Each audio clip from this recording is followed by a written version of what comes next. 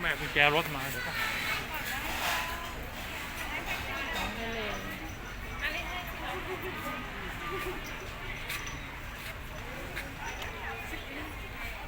แบบไหน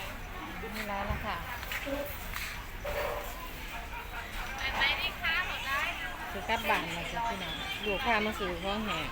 ชุดนี้ไหมคะนี่โลเท่าไหร่คะเอาไป700น้ำหมี่บุ้มบิมแหนมครึ่งโลเหรอราคาเดินนะคะเนี่ยครึ่งโลให้350ถ้าเป็นแบบนี้680โชว์มือข้างโชว์มือก้น เอาลุงออกไปแล้วเหรอ จานนี้เหลือแค่210เหมือนกันไหมอันนั้นตัวเล็กค่ะแนวเต้าใส่ออกตัวเล็กยกเดินดิ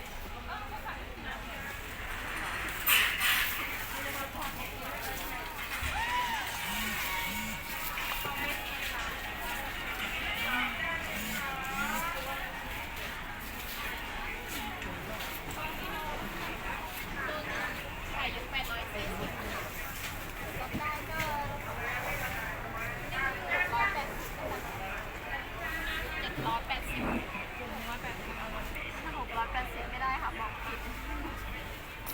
นี่เขาไม่หัวจ้ะ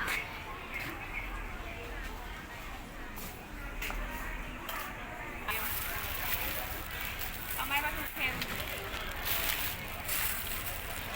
ไว้ดองไม่ได้ว่าเปิดอยู่ในตู้เย็นใช่ไหม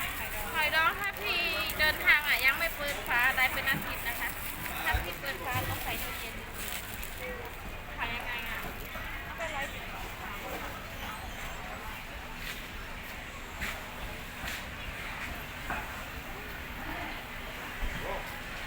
100Пакет вот это,